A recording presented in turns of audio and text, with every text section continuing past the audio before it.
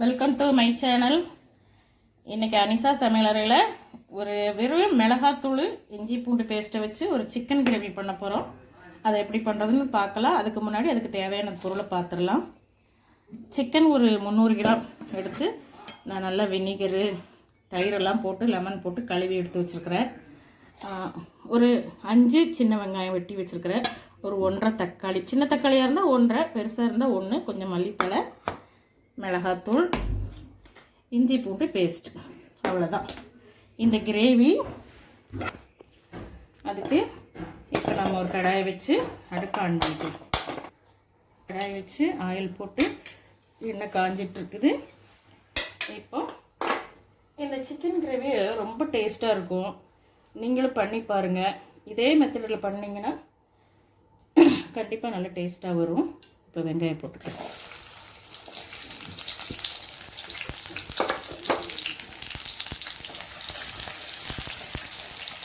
இப்போ தக்காளி போட்டுக்கலாம்.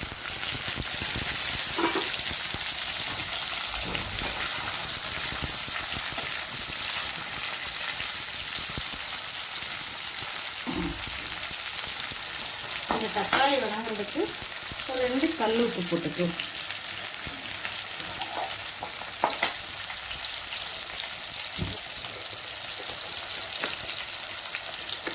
கொஞ்சம் மஞ்சள் போட்டுக்கலாம்.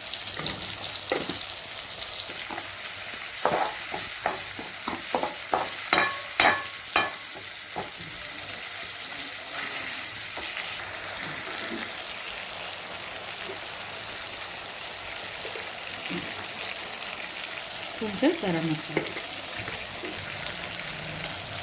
இப்போ இந்த இஞ்சி பூண்டு பேஸ்ட்.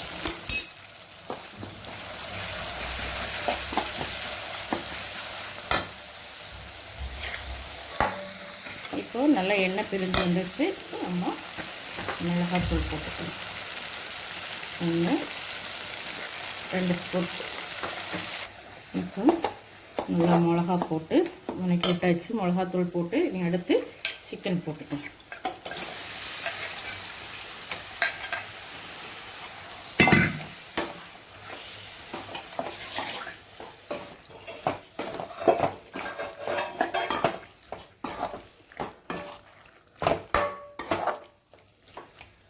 இப்போ கொஞ்சம் உப்பு போட்டுக்கலாம்.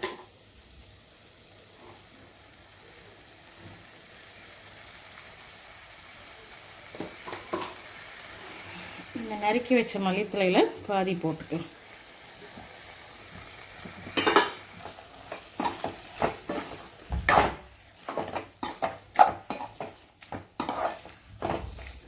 கொஞ்சம் இந்த எண்ணெயில் சுண்டட்டும்.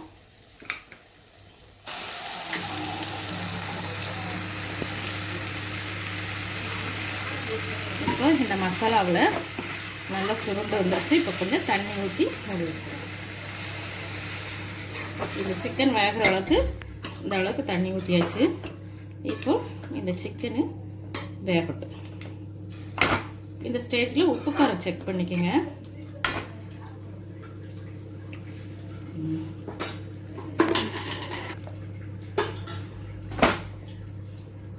இதை ஒரு மூடி போட்டு மூடி வச்சிடணும். ஆன் பண்ண. இப்போ பாருங்கள், கிரேவி சூப்பராக வந்துருச்சு. வெறும் மிளகாத்தூள் மட்டும்தான், இஞ்சி பூண்டு பேஸ்ட்டு, கொஞ்சம் வெங்காயம், ஒரு தக்காளி, மிளகாத்தூள். இது வந்து சாதத்துக்கு, பரோட்டாக்கு, இட்லி தோசைக்கு எல்லாத்துக்குமே காம்பினேஷன் சூப்பராக இருக்கும். இந்த வீடியோ பிடிச்சிருந்தா லைக் பண்ணுங்கள், ஷேர் பண்ணுங்கள், சப்ஸ்கிரைப் பண்ணுங்கள். நீங்களும் இந்த மாதிரி உங்கள் வீட்டில் செஞ்சு பாருங்கள். வாங்க சாப்பிட்லாம்.